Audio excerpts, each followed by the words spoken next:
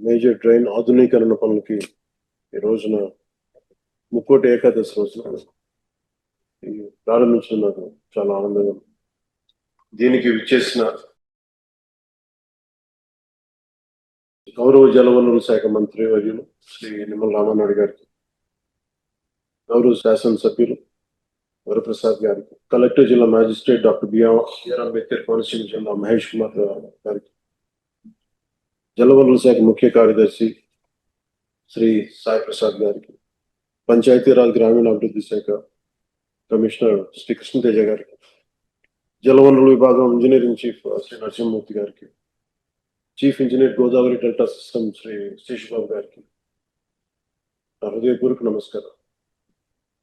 ఇది సుబ్రహ్మణ్య షష్ఠి రోజున ఈ సమస్య ఆ రోజు నేను వచ్చాను. రైతు సోదరులు చెప్పినట్టుగా ఇది ముక్కోటి ఏకాదశికి ప్రారంభం చాలా చాలా ఆనందం. ఇది జరగడానికి మనం అనుకున్నప్పుడు అన్ని జరగాలంటే కుదరవు, కానీ ప్రత్యేకించి మీది 2 దశాబ్దాల ఆవేదన. ఇది దాదాపు 1,00,000 చెట్లు కూలిపోయాయి. ఈ తలలు వాళ్ళు చేసిన చెట్లు మన కేశవదాస్ పాలన చూసినప్పుడు మనం వచ్చినప్పుడు కోనసీమని కొబ్బరి తోట లేకుండా ఊహించాం. అలాంటి కోనసీమలలో తలలేని మొండెంలాగా ఆ రోజు కనిపిస్తే చాలా బాధ అనిపించింది.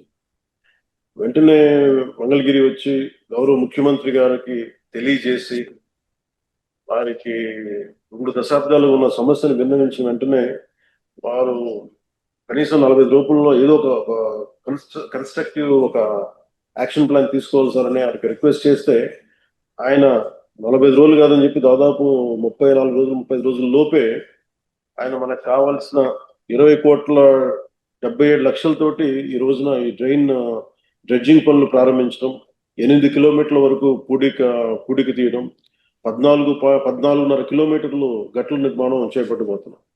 దీనికి అలాగే శంకరగుప్తం డ్రైన్ లో దాదాపు 600 ఎకరాలు ఉంది. కాదు 250 ఎకరాలు అన్యాక్రాంతం జరిగింది. అది మొన్న మీ దృష్టిలో కూడా నేను అది అడిగాను. దాన్ని కూడా కలెక్టర్ గారు ఒకసారి దృష్టిలో పెట్టుకోవాలి. ఈ రోజున మనం ఇంత ఆనందంగా ఇంత సమర్థవంతంగా చేయగలుగుతున్నాం అంటే దీనికి ముందుగా మనం కృతజ్ఞతలు తెలుపుకోవాల్సింది గౌరవ ముఖ్యమంత్రి శ్రీ నారా చంద్రబాబు నాయుడు గారికి. మనస్ఫూర్తిగా రైతాంగం తరపున, కోనసీమ రైతాంగం తరపున, మనందరి తరపున వారికి నా హృదయపూర్వక ధన్యవాదాలు, హృదయపూర్వక నమస్కారం.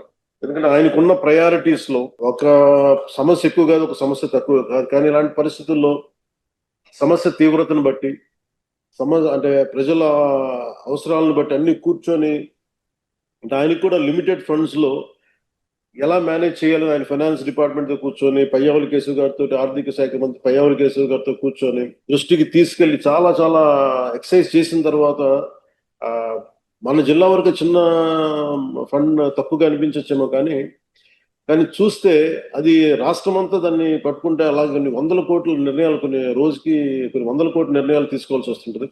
ఇలాంటి పరిస్థితుల్లో కోనసీమ రైతాంగానికి, కొబ్బరి తోటల రైతాంగానికి ఆయన గౌరవ ముఖ్యమంత్రి గారు అండగా ఉన్నందుకు నారా చంద్రబాబు నాయుడు గారికి మనస్ఫూర్తిగా మరోమారు ధన్యవాదాలు తెలుపుకుంటా ఉన్నాం. నాకు పెద్దలు మన రామానాయుడు గారు చెప్పినట్టుగా రైతు పక్షపాతులు నాకు ఇవన్నీ తెలియదు, కానీ రైతు మనకు అన్నం పెట్టే రైతు ఏడిస్తే బాధపడితే చాలా బాధపడేవాడు.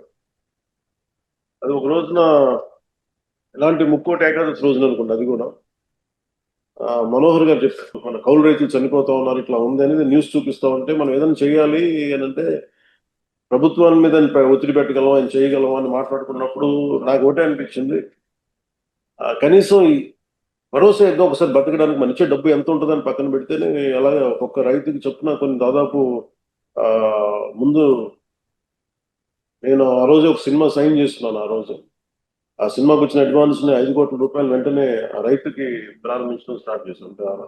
రైతులకి అలా చాలా మంది దాతలు అందరూ కలిసి దాదాపు 3,000 మంది పైచీలకు రైతుల్ని ఆ రోజున ఆదుకున్నాం.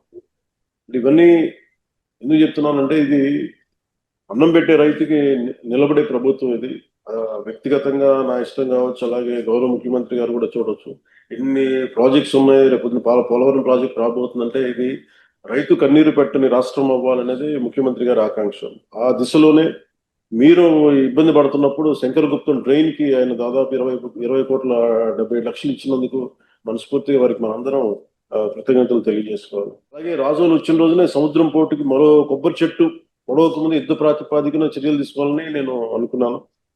వెంటనే దాన్ని చర్యలు ఏం చేయాలి అన్న విషయాన్ని గుర్తుంచుకుని శంకర్ గుప్తం ఫైల్ ని ప్రభుత్వం అధికారులందరి ముందు ఉంచారు. గౌరవ ముఖ్యమంత్రి గారి ఆఫీస్ తో సహా. ఆర్థిక పరిస్థితి చూస్తే ఈ బడ్జెట్ లో చాలా నిధుల సమస్య ఉంది. దాన్ని మరి అలాంటి సమయంలో ఆయన తీసుకొని చేయడం నిజంగా చాలా మనం ఆనందించాలి. అలాగే ఈ శంకర్ గుప్తం మేజర్ డ్రైన్ ఆధునీకరణతో వందలాది మంది కొబ్బరి రైతులు కూడా చాలా రిలీఫ్ ఉపశమనం కలుగుతుంది. ఇది ఒక ఆరంభం అనుకోండి, ఒక బిగినింగ్ అనుకోండి. అలాగే ఉమ్మడి తూర్పుగోదావరి జిల్లాలో డ్రైన్లు పంట కాలువల ఆధునీకరణకు సుమారు 4,000 కోట్ల రూపాయలు అవసరమని గత పర్యటన అధికారులు చెప్పారు. కలెక్టర్ గారు కూడా ప్రత్యేకంగా దాన్ని ప్రస్తావించారు. కోనసీమ ప్రాంతంలో డ్రైన్లపై నీటిపారుదల శాఖ నిపుణులు ఆ రోజు కూడా అడిగింది. బీసీ రోసే గారి రిపోర్ట్ పైన ఏంటో దాని గురించి కూడా అధ్యయనం జరుగుతూ ఉంది. నివేదిక వచ్చిన వెంటనే మంత్రివర్గంలో చర్చించి డ్రైన్ల ఆధునీకరణ అంశాన్ని ఖచ్చితంగా ముందుకు తీసుకెళ్తాం. అలాగే కూటమి ప్రభుత్వం రైతుల సంక్షేమానికి, ముఖ్యంగా కోనసీమ కొబ్బరి రైతుల సమస్యల్ని పరిష్కారాన్ని కట్టుబడి ఉంది. అలాగే ఇంకొక మేజర్ డిమాండ్ రిక్వెస్ట్ కూడా కోనసీమలో కోకోనట్ బోర్డు ఏర్పాటు అనే అంశాన్ని మీకు తెలియజేశారు. ఖచ్చితంగా కేంద్రం దృష్టికి తీసుకెళ్తామని తెలియజేసుకుంటా ఉన్నాం. ప్రజలందరికీ కూడా మరోమారు మీ అందరికీ ఈ ముక్కోటి ఏకాదశి శుభాకాంక్షలు తెలియజేసుకుంటూ, సుబ్రహ్మణ్య షష్ఠి నుంచి ముక్కోటి ఏకాదశికి మీరు పోయిన నష్టాన్ని మేము తిరిగి చేయలేము, కానీ కనీసం భవిష్యత్తు నష్టాన్ని నివారించే పరిస్థితులకి శంకర్ గుప్తం డ్రైన్ పనులు చాలా హెల్ప్ అవుతుంది, సహాయపడతాయి. దీనికి నిమ్మల రామానాయుడు గారికి ప్రత్యేకించి ముఖ్య అతిథిగా హాజరైనందుకు వారికి నా ప్రత్యేక ధన్యవాదాలు. అలాగే ఆర్థిక శాఖ మంత్రి పయ్యావుల కేశవ్ గారికి కూడా. ఆయనకి రాని రిక్వెస్ట్లు ఉండవు. ఎవరైనా సరే అన్నిటికీ ఆయనే అందరి పాపాల భైరవుల్లో అయిపోతారు. అందరి కోపాలు భరించాలి ఆయన.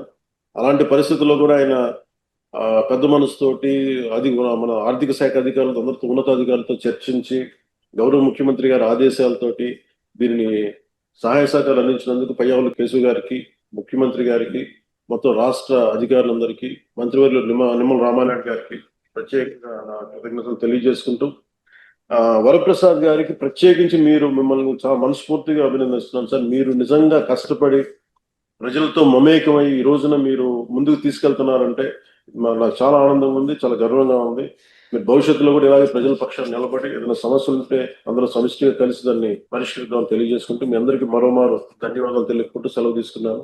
జై. మనస్ఫూర్తిగా అభినందిస్తున్నాను సార్. మీరు నిజంగా కష్టపడి ప్రజలతో మమేకమై ఈ రోజున మీరు ముందుకు తీసుకెళ్తున్నారంటే నాకు చాలా ఆనందంగా ఉంది, చాలా గర్వంగా ఉంది. మీరు భవిష్యత్తులో కూడా ఇలాగే ప్రజల పక్షాన్ని నిలబడి ఏదైనా సమస్యలు ఉంటే అందరూ సమిష్టిగా కలిసి దాన్ని పరిష్కరిద్దామని తెలియజేసుకుంటూ మీ అందరికీ మరోమారు ధన్యవాదాలు తెలుపుకుంటూ సెలవు తీసుకున్నాను. జై.